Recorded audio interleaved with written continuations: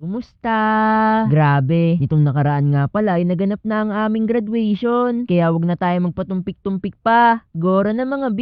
So yun na nga mga B. Alas 5 pa nga lang ng umaga ay gumising na ako. At kita nyo naman sa mukha ko na exempted ako. Huh? Anong exempted? Pinagsasabi mo. Baka mamaya ikaw yung ma-exempted sa graduation yan eh. Excited kasi, ayusin mo nga Doraemon. Pero anyway, sa sobrang excited ko nga, ay napasayaw na ako ng parang ganito. At syempre, nag-practice na nga rin ako ng URS hymn.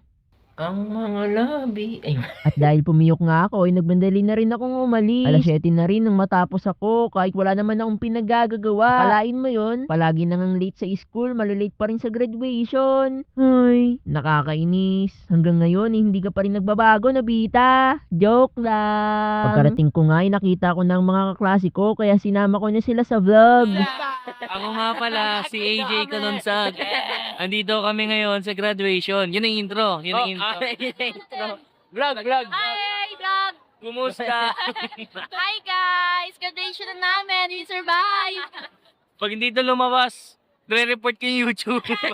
Grabe. Nakita pa nga namin si Ma'am Malin kaya isinama ko na siya sa vlog. Akala pa nga niya nagpapapicture lang ako eh. Napakaraming ang tao dito sa Inares. At sa mga hindi nakakaalam, June 26 po kami gumraduate. Kaya naman magtutuman sa tong video na ito. Maya-maya nga lang ay nagsimula na rin ang program. At hindi ko na rin na-videoan ng iba pang mga program. Baka kasi pagalitan ako at hindi talaga makagraduate. Joke lang! Matapos nga yan ay nagsimula ng tawagin ang mga pangalan namin. Nakita ko pa nga rito si Ruan kaya sabi ko mag-collab na kami. Matagal pa nga kaming matatawag dahil kami yung mga nasa dulong-dulo sa Binangonan. Pero take note ha, sa Cainta po ako nag-aral. Sadyang main campus lang ng IT ang Binangonan. Pero alam nyo, minsan nangihinayang din ako na sana ganito rin kaganda ang pagtawag sa akin. and Outstanding Student Training Award. Kaya lang hindi ko naman kasi naging first choice noon ng IT. Kaya masasabi kong may mga pagkakataong hindi ko sineryoso ang pag-aaral. Pero marami pa talagang dahilan kung bakit maraming beses ko ring sinubukang tumigil na lang. Ang ilan ay dahil sa financial problem. Ang iba naman ay mas malalim pang dahilan. At ang iba ay dahil binubuli ako ni Damulag.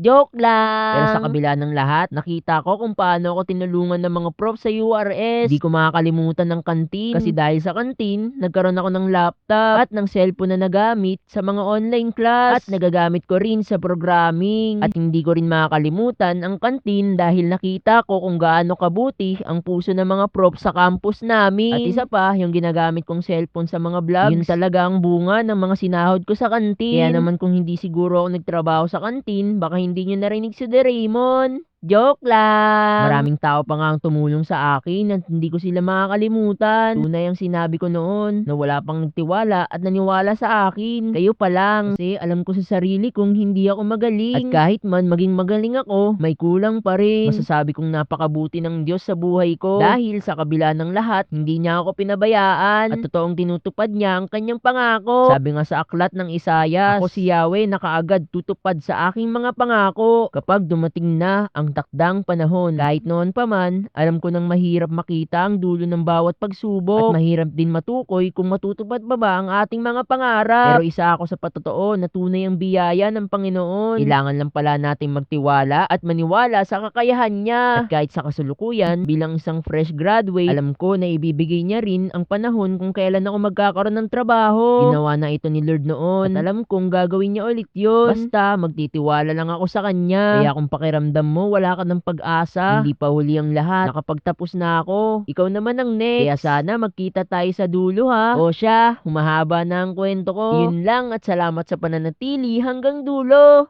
At palagi mong tandaan na Jesus loves you. Paalam!